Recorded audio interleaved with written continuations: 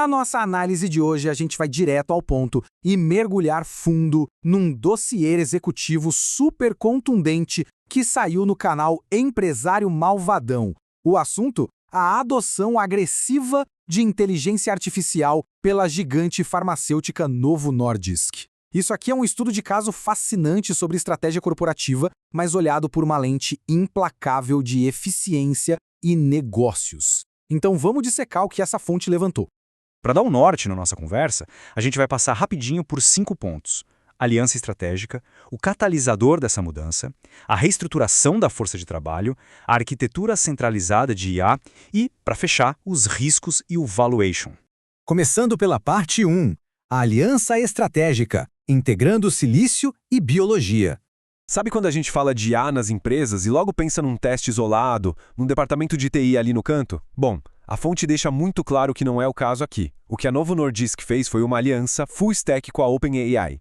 É uma integração completa de ponta a ponta. A gente está falando de plugar IA na pesquisa e desenvolvimento, nos ensaios clínicos, na manufatura, na logística e até nas operações comerciais. E o alvo para ter tudo isso consolidado? Final de 2026.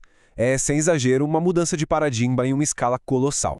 Agora, imagina a quantidade de processamento necessária para rodar toda essa operação. Processar dados genômicos e resultados clínicos em tempo real faria qualquer servidor comum literalmente derreter. Por conta disso, a fonte destaca o supercomputador Gefion, lá na Dinamarca. Ele é uma verdadeira usina de processamento construída em parceria com a NVIDIA, focada totalmente em saúde. Essa musculatura computacional é, de fato, o grande motor dessa transição.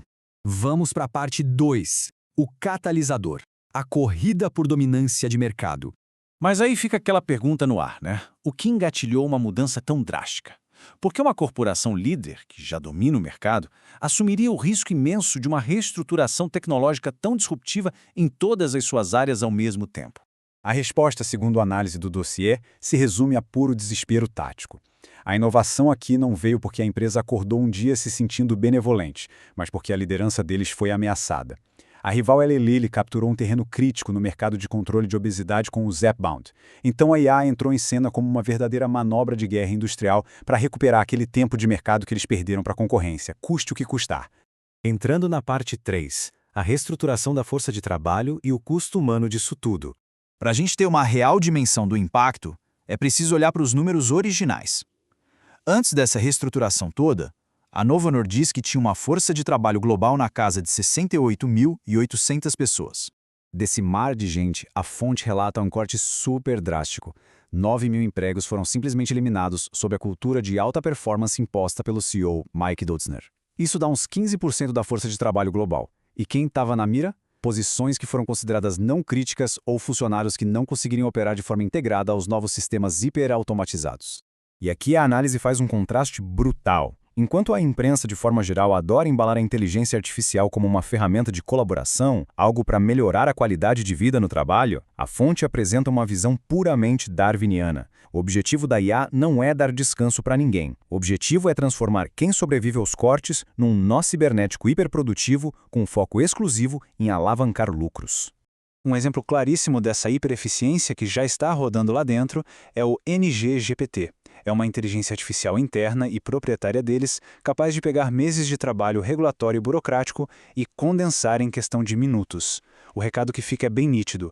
Ou ocorre uma adaptação instantânea a essas ferramentas brutais, ou a pessoa é substituída pela máquina. Não tem meio termo. Parte 4 da nossa análise. Arquitetura centralizada de IA, ou como consolidar o poder. O conceito central da fonte aqui é o que eles chamam de Business Architecture, ou arquitetura de negócios. A premissa é desenhar uma malha de inteligência única, proprietária, que vai governar absolutamente todas as operações da corporação. A ideia é matar aquelas ferramentas isoladas de departamento e criar um cérebro corporativo central que cruza, dados de telemetria logística direto com ensaios clínicos, tudo em tempo real. A crítica deles vai direto no modelo que eles chamam de feudos de inovação. Sabe aquele cenário onde o RH tem uma ferramenta de A, o marketing tem outra e os dados nunca se conversam?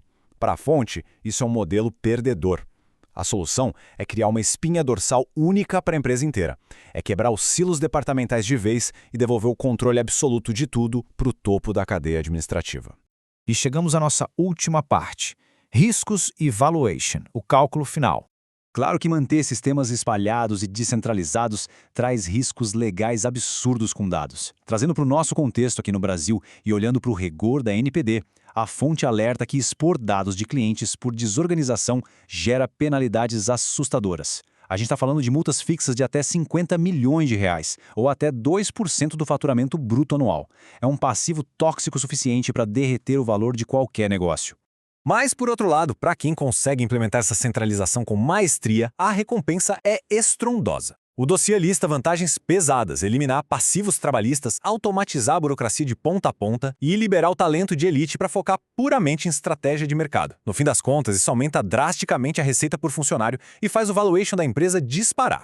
O material resume toda essa filosofia de uma forma que chega a dar calafrios. Eles dizem: transforme a inteligência artificial no coração impiedoso da sua gestão.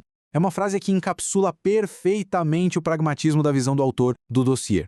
É sobre ganho de poder e eficiência total, isolando qualquer fator emocional do mundo corporativo.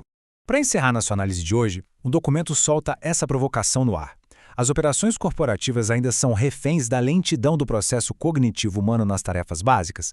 É uma pergunta que serve como um soco no estômago e convida a gente a ponderar profundamente sobre o que a hipereficiência e a nova era do silício realmente significam para o futuro do trabalho. Fica a reflexão.